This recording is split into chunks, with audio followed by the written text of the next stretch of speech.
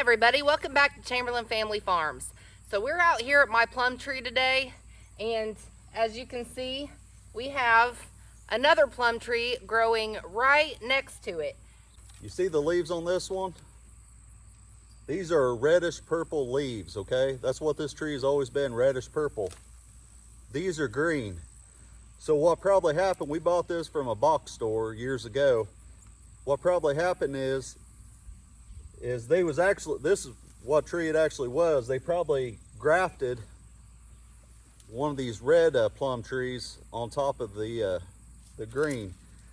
So I don't know if you can see, this thing's got like a fungus and a moss growing all over it, and it's gonna die eventually. So what we're gonna do is we're gonna leave a few of these down here just in case, but also if this thing don't die, if it lasts for a few more years and it produces fruit, that's fine. But this plant here will be able to pollinate with this plant. And plus we got another plum tree here. So what we're going to be showing you today is some multiple ways to get you a big orchard and bush trees and stuff like that. And when you're doing fruit trees, you want to make sure that you have at least two of the same tree near each other, because they will cross-pollinate to produce that fruit. Yeah, but you don't want to just graft from the same tree. If you end up grafting or doing what we're getting ready to do, you want to make sure it's two completely different trees, not from the same tree. All right, so what we're going to do from first, so you want about 14 inches, something like that. You want at least 12 inches. And I mean, we could actually take it from up here too, which we might. But you want to take about 12 inches. You'll do a 45 degree cut.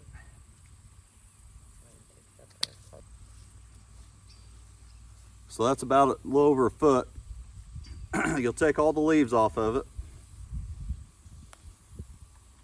Now, if you end up trying to do a bunch of these at once, you want to leave a few leaves on the top so you know which way is up. And what we are going to use is something called rooting powder. Okay, this will help these trees speed up their development, be healthier. All right, so before you actually put them in the dirt, you got to score them. So after you get all the leaves and everything off, what you're going to do is you're going to take a knife or a pair of scissors or something, and you're just going to kind of take the kind of shave the outside membrane off. So then after you get that scored, you're going to dip that in the rooting powder.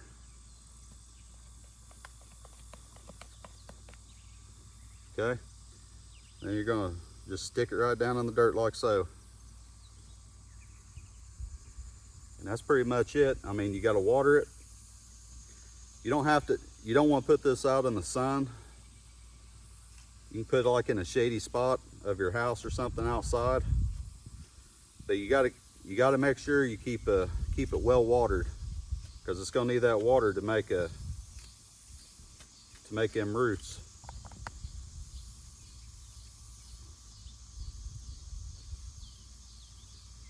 All right. 3 in the pot.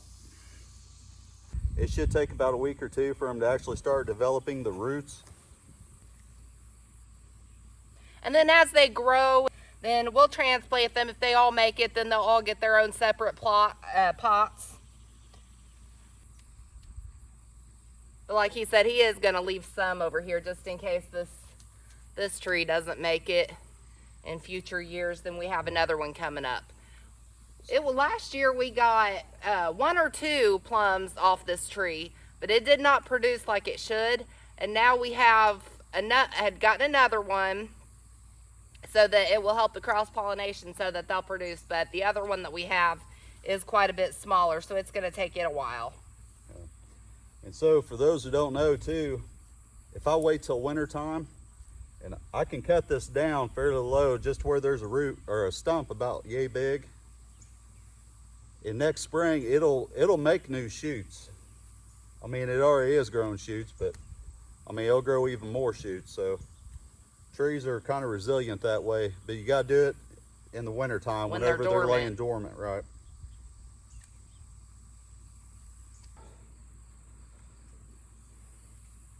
So we're just kind of showing you guys different ways without breaking the bank, because these trees are expensive. We was looking on Amazon because we need another cherry tree, and that sucker was like 120 bucks. Yeah, so you know, if you've watched some of our previous videos, we're all about using what we have, the resources that we already have.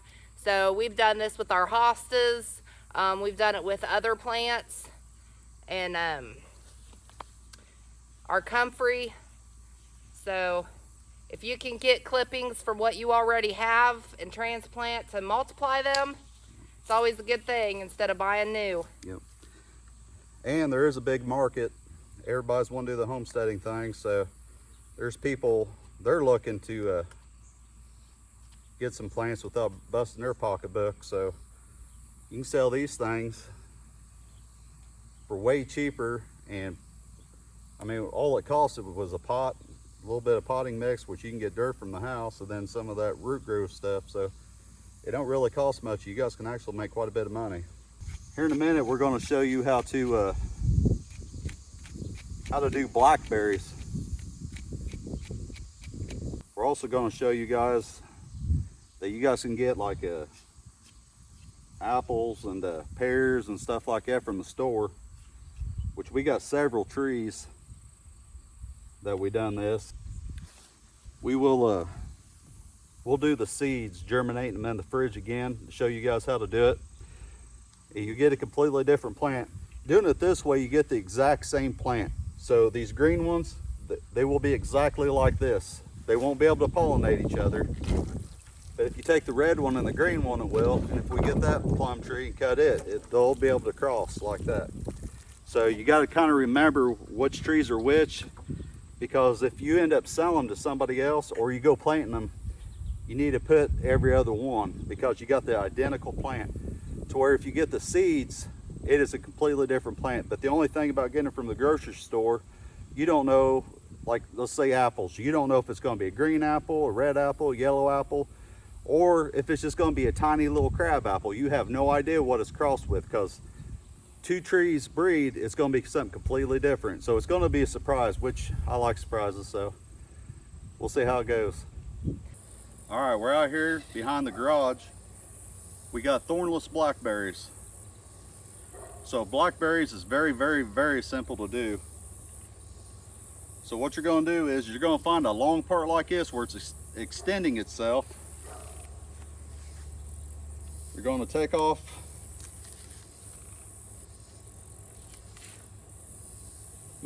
all the leaves, especially what's going down into the ground. And maybe, I don't know, maybe an inch or two above that, take the leaves off. Then, are you ready for this?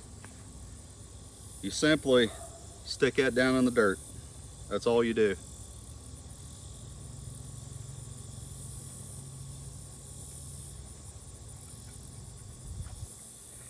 Now, if you're wanting to keep it in that area, all you gotta do is just put it in the ground. It'll find its way and do it.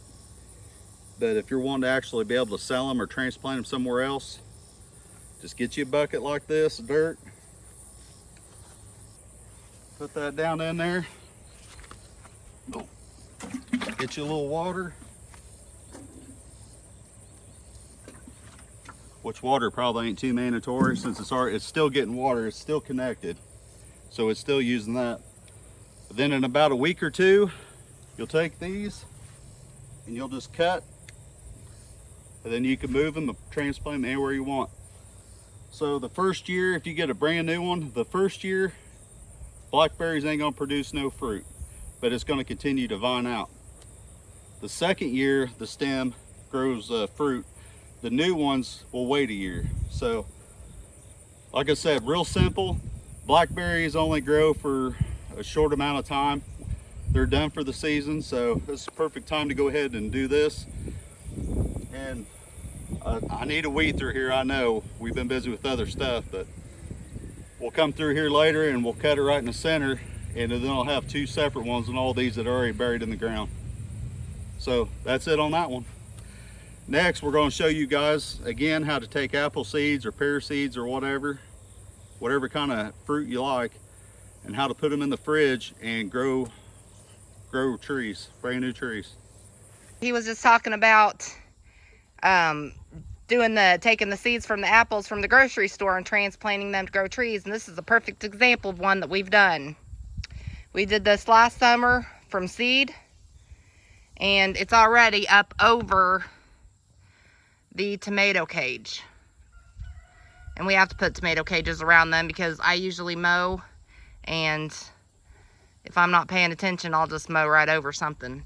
So there's another one that we did in a cage, and that one is even taller than this one, and it's way up over. So that process absolutely works. Hi there, we're in the greenhouse here at Chamberlain Family Farms, and I'm going to show you how easy it is to grow your own apple tree.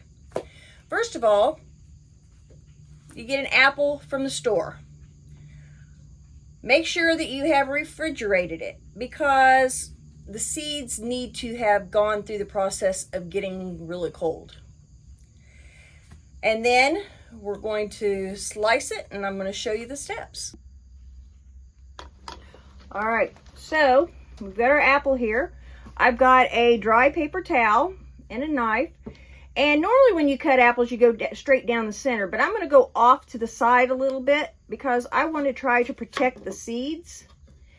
And I'm going to cut off some of the apple so that I can get to the seeded area without hopefully damaging the seeds. Kind of went into the center. And then you're going to carefully take seeds out, and you're going to lay them on the paper towel. This apple happens to be a gala apple. And then I can kind of dig into there carefully and find some more seeds. If you split a seed in half, chances are it's not going to work. There, I got a couple seeds out.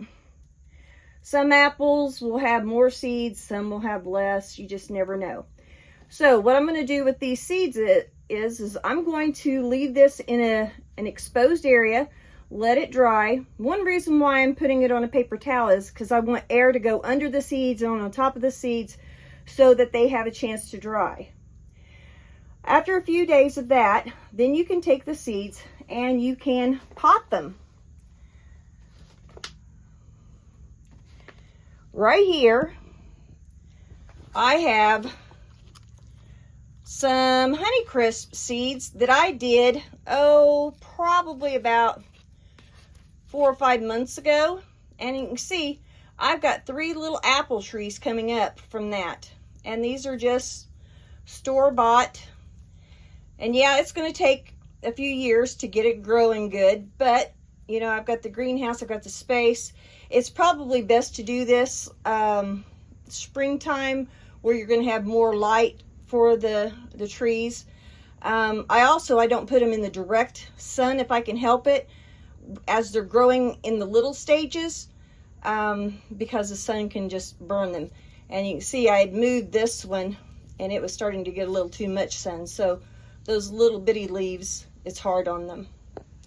So give it a try, and you can grow your own apple trees. All right, so you can get different types of this rooting hormone or rooting powder. They got it in liquid form, powder form, but you don't actually have to buy any. If you guys got any like willow trees, you guys can use the wet part of that, like cut into it, and it'll grow. I heard bananas, you can like dip it in bananas, or actually stick it in a banana. It's got like hormones in it, natural hormones. It'll help it grow. And there's other plants that you can use too. I think I think I read somewhere where like aloe vera or something like that, aloe plant, I think you can use them as well. So there's different ways of doing it. If you guys want to spend the money to go get some, it's quicker and easier, or if you guys just want to go get your own. All right, guys, so I don't want no lawsuits or nothing like this. I don't know what that powder stuff would do that you buy at the stores. So please, whenever you guys get done, wash your hands. I don't want nobody growing an extra testicle or something and then you guys try to sue us, okay? So wash your hands. Thank you for watching Chamberlain Family Farms. You can contact us at chamberlainff@gmail.com. You can also see us on Facebook, Chamberlain Family Farms. We hope you enjoy. Please like and subscribe.